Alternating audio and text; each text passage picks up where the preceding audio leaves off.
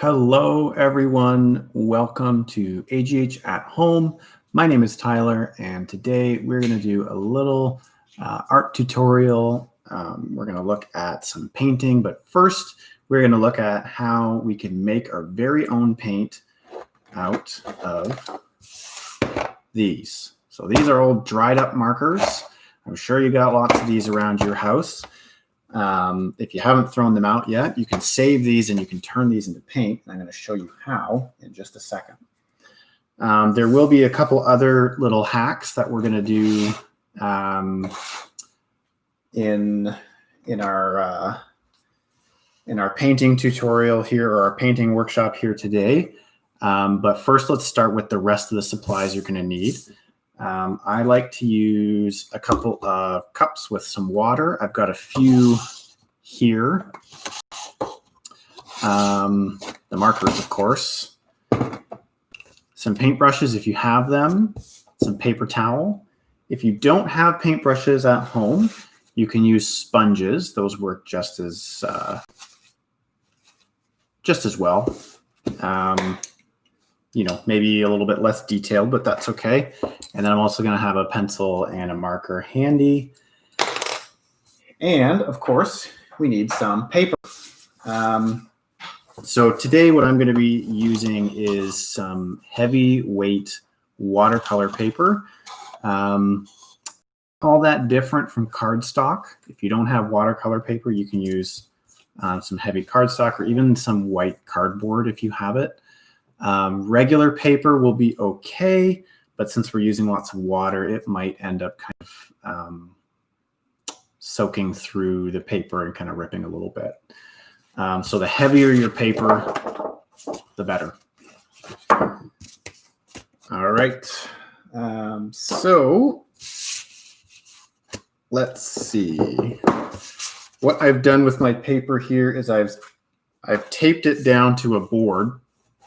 And I've taped it down to this board so I can move it around. You can tape it down to your table.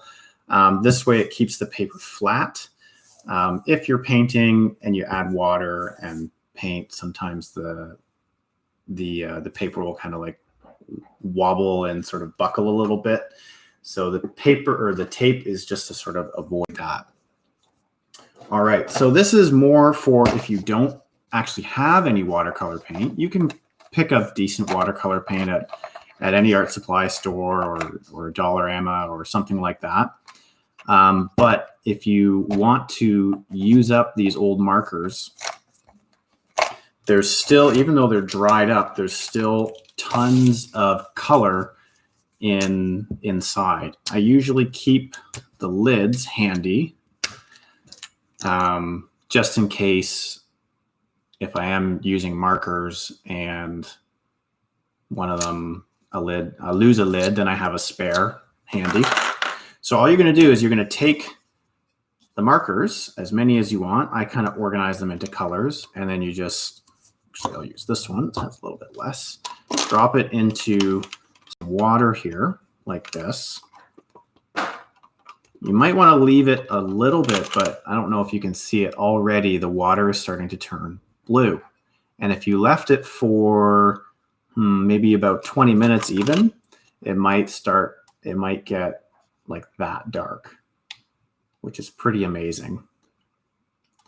So I've done that with lots of markers, and I've put them into these little containers. So all of this is just water and dried up markers that I've soaked in a cup for a little bit of time. This one didn't have a very good seal, so it kind of dried up, but that's still usable. I can just put a little bit of water in there,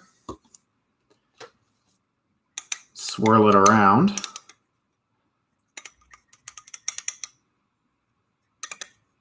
and now I've got my paint back to its former glory. So now that we have made our paint, let's move into some other things here. Maybe while you're waiting for if you are making paint, while you're waiting for the markers to kind of soak There you can see it's already drawing quite a bit of that color out. You can grab your paper and you can start to sketch out a bit of a picture. And you can paint or draw whatever you'd like. I've sketched out two kind of little landscapes, and you can do whatever whatever you'd like to do for yours. So I'm going to turn it this way so you can see. I've sketched them out a little bit, but I'm going to draw them out with a marker, so that way you can see. So I really like to draw mountains and trees and things like that. So I'm going to draw hill coming down like this, and then another sort of bigger mountain. And the only reason, normally I wouldn't draw with a marker. The only reason I'm doing that right now is so that it's easier to see on the camera. Normally I would draw it very, very lightly with a light pencil, because watercolor paint or the marker paint that we're making is quite translucent. You can see through it really, really well. So if you draw really heavy with your pencil lines, you will probably see them through the paint. Okay, so there's my very, very simple landscape. I've got my foreground. This is going to be kind of a grassy hill. I've got my kind of middle ground. This is going to be some hills and mountains in further back. And I've got my background, which is going to be skies and clouds. Over here, I'm going to do a smaller version, simpler version, just two little mountains, just like that. I'm going to show you what I'm going to do with that a little bit later. Now, you might notice that this happens sometimes when you're painting. You dip in a color, you put your paint on, you swirl it around, and your water eventually starts to get murky like this. So there's two things you can do to help with this. First, you can swap out your water every now and then. You can just dump it out and refill it. Or what I like to do is have two water cups, one for dirty and one for clean water. So I'll demonstrate here. I'll paint some of this in here. I'm going to use kind of a green for that. And again, I'm using the paint that I created, the marker paint. And I'm just going to kind of fill this in.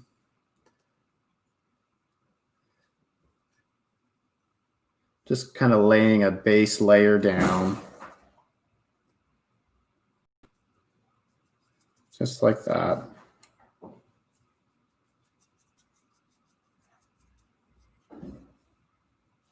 I'm going to let that dry for a minute. And now, if I wash my brush, so my brush is dirty, I'm going to rinse it in there, get all the paint out.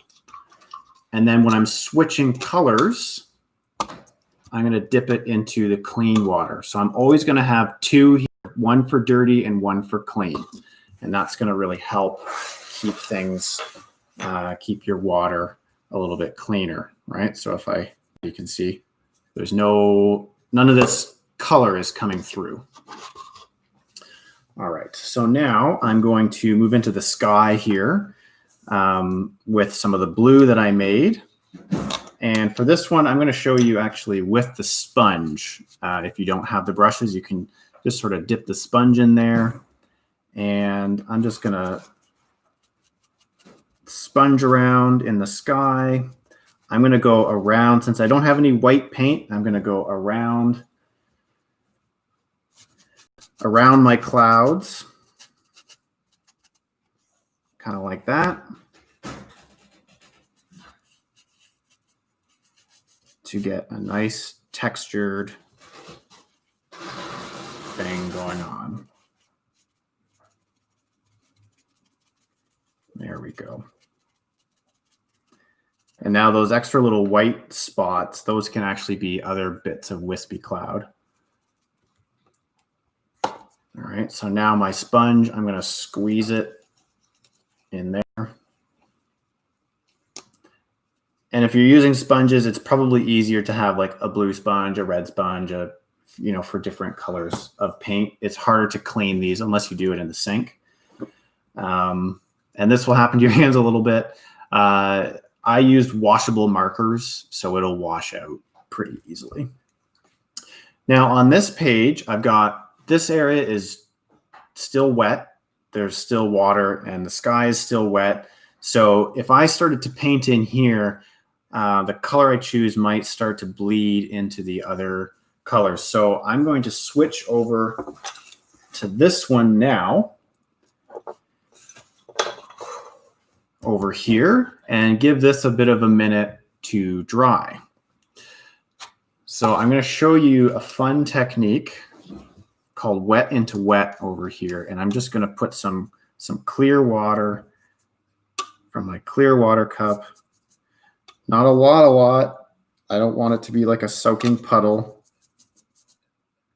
Just kind of bits like that.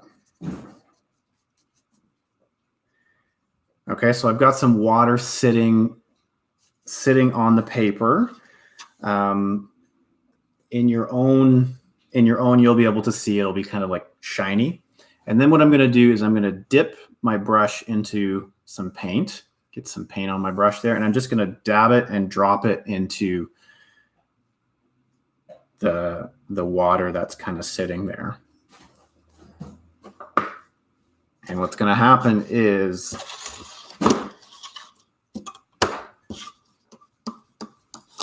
the water is going to carry that color all around. I'll add a little bit more in there as well.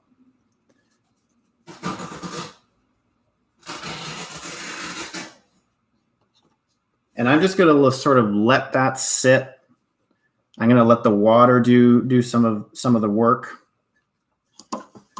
And I'm going to come back to that a little bit later. And then you can see I'm going back and forth between my two pictures. Oops, that one dripped a little bit over there. Thankfully, I've got some paper towel handy. There we go. My green is a little bit still wet, so I'm going to dab it with the paper towel.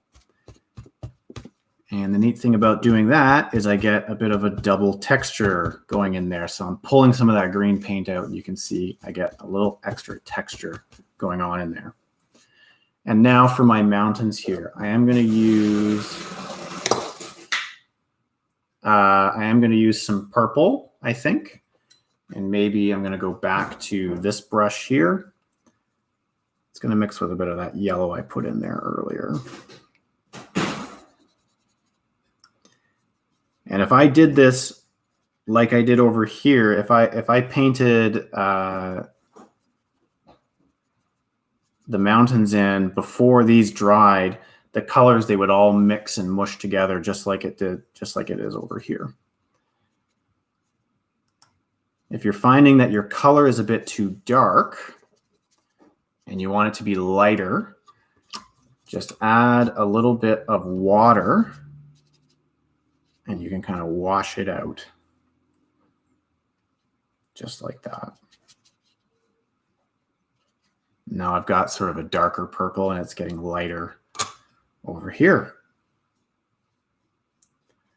Just like that.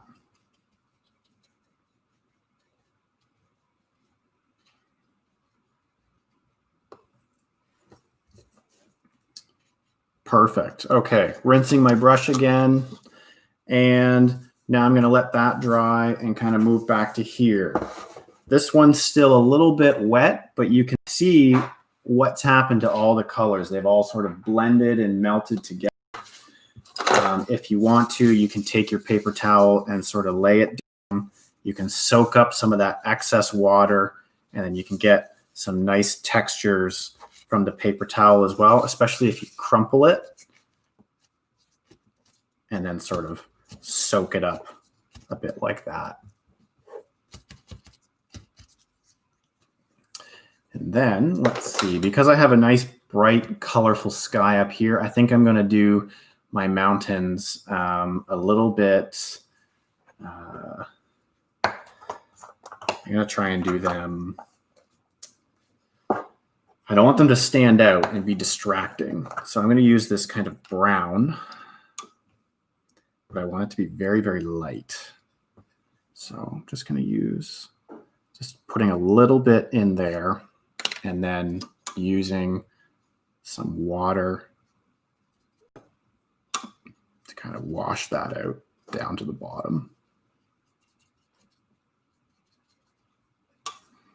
So only using just a tiny little bit of paint.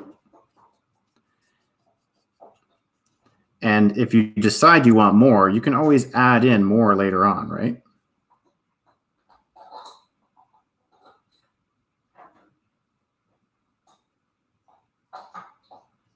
There we go.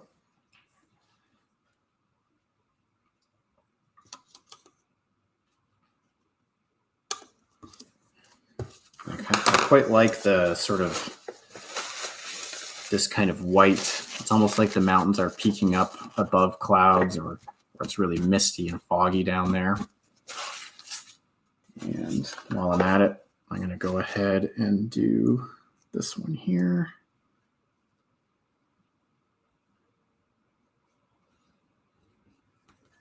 A little bit of color, and then the water is going to take it down. And I'm going to be careful not to touch that one because that stuff is still a bit wet. Give it to sort of dry out. And there you go. So like I mentioned before, I have these little cups with little screw lids, little containers or jars. Glass jars work perfectly as well. And that way you can keep all of the paint that you've made in little jars like that. Okay, so now let's go back to our blue here. What's it been? It's about 15 minutes, and this blue is dark enough for me to use. So perfect. Well, thanks for joining me, folks. It's been a pleasure. Let me peel this off so that you can see. I'll peel off so you can see the final product. Nice thing about taping them down is that, oops, when you pull the tape off, you get this lovely sharp border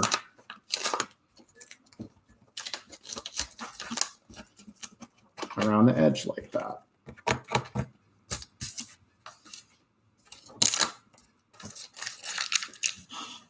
There we go.